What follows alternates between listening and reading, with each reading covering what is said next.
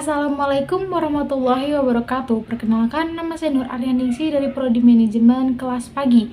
Video ini dibuat untuk memenuhi tugas ujian akhir semester mata kuliah Teori Ekonomi Mikro dengan dosen pengampunya yaitu Ibu Cynthia Anissa Rahman Putri, SPD MPDE.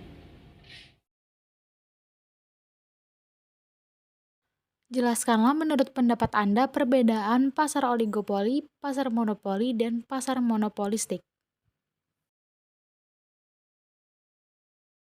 Pada pasar oligopoli, yaitu pasar yang menggambarkan suatu struktur pasar yang didominasi oleh hanya sejumlah kecil perusahaan yang menghasilkan kompetisi terbatas, dan pada pasar ini perusahaan dapat bersaing satu sama lain atau bahkan berkolaborasi untuk mendapatkan keuntungan lebih.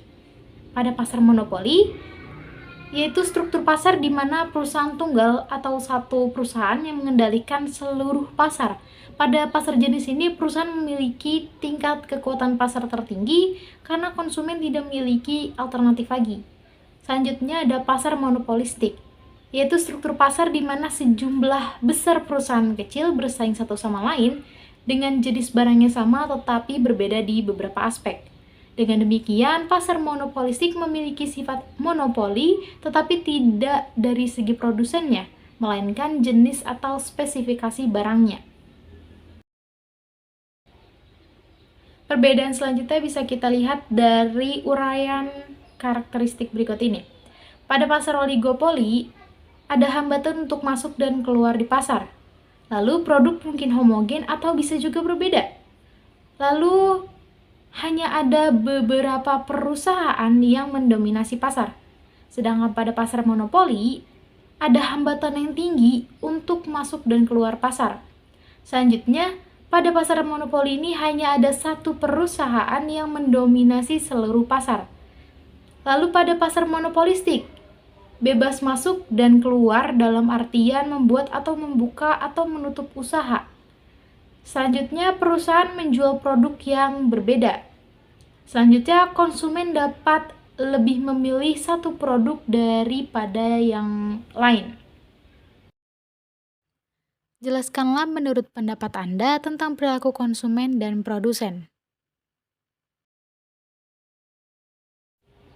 Perilaku konsumen menurut saya adalah perilaku seorang konsumen atau individu dalam mengeluarkan sumber daya yang dimiliki, baik berupa waktu, tenaga, uang dalam rangka memperoleh barang maupun jasa yang mereka butuhkan untuk mencapai kepuasan. Secara umum, perilaku konsumen ini diartikan sebagai sebuah studi yang membahas atau mempelajari tentang konsumen dan bagaimana mereka dalam melakukan pembelian produk, baik berupa barang maupun jasa. Faktor yang mempengaruhi perilaku konsumen. Yang pertama ada faktor individual, contohnya adalah usia, jenis kelamin, dan juga budaya. Lalu ada faktor psikologis, yaitu berupa pemasaran dan juga kebutuhan pribadi dan lain-lain. Lalu ada faktor sosial, contohnya adalah pengaruh lingkungan, media sosial, pendapatan, kelas sosial, dan lain-lain. Lalu ada faktor budaya, contohnya adalah nilai-nilai ideologi dan komunitas, kepercayaan, dan juga kebutuhan keluarga, dan lain-lain. Lalu ada manfaat mengetahui perilaku konsumen. Yang pertama, memahami perbedaan kelompok konsumen. Lalu yang kedua, merancang strategi pemasaran yang sesuai. Lalu yang ketiga, melihat tren pasar terbaru. Yang keempat, meningkatkan pelayanan pelanggan atau customer service. Perilaku produsen. Perilaku produsen adalah tindakan seorang produsen dalam menghasilkan produk untuk mencapai tingkat efisiensi dalam kegiatan produksi yang dilakukannya dan menghasilkan keuntungan semaksimal mungkin. Produsen berusaha untuk menghasilkan produk secara baik dengan mengatur penggunaan faktor produksi yang dimilikinya agar tidak terjadi kerugian. Lalu ada faktor-faktor yang mempengaruhi perilaku produsen. Ada faktor produksi bahan baku atau sumber daya alam, lalu ada faktor produksi tenaga kerja, lalu ada faktor produksi modal, dan juga faktor pengusaha. Jelaskanlah menurut pendapat Anda, apa itu pasar persaingan sempurna?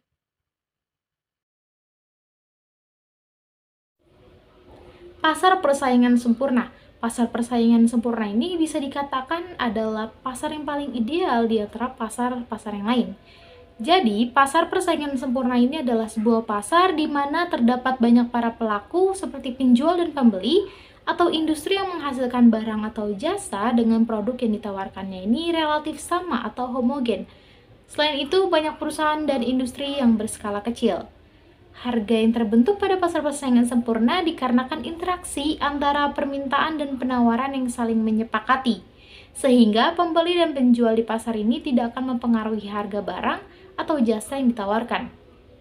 Pada pasar persaingan sempurna, para penjual atau pengusaha tidak ada hambatan jika ingin menutup usahanya ataupun membuat atau membuka suatu usaha, atau bisa dinamakan dengan free entry dan free exit. Nah, contohnya ini adalah pasar beras, pasar buah dan sayur, pasar minyak wangi, dan lain-lain. Menurut pendapat Anda, apa yang menyebabkan terjadinya kegagalan pasar? Jelaskan. Kegagalan pasar terjadi akibat permintaan, penawaran, dan harga tidak berada dalam kondisi equilibrium atau keseimbangan. Akibatnya pasar gagal dalam mengalokasikan sumber daya ekonomi dengan cara yang paling efisien. Selain itu, ada juga beberapa penyebab dari terjadinya kegagalan pasar. Yang pertama ada barang publik, yaitu barang yang memiliki sifat non-rival dan juga non-eksklusif. Dengan kata lain, barang publik ini bersifat atau bermanfaat secara kolektif di masyarakat. Nah, adanya barang publik ini dapat menyebabkan market failure karena sebagian orang membayar untuk memperoleh manfaatnya, sementara sebagian yang lain tidak membayar tetapi tetap mendapatkan manfaatnya. Dan hal ini tidak dapat dilakukan pencegahan terhadap orang ketika memakainya, baik orang itu ikut membayar ataupun tidak ikut membayar. Begitu pula ketika barang publik itu dikonsumsi, ketersediaannya bagi orang lain tidak berkurang. Nah, contoh dari barang public goods ini adalah jalan raya, jembatan, taman kota, dan lain-lain.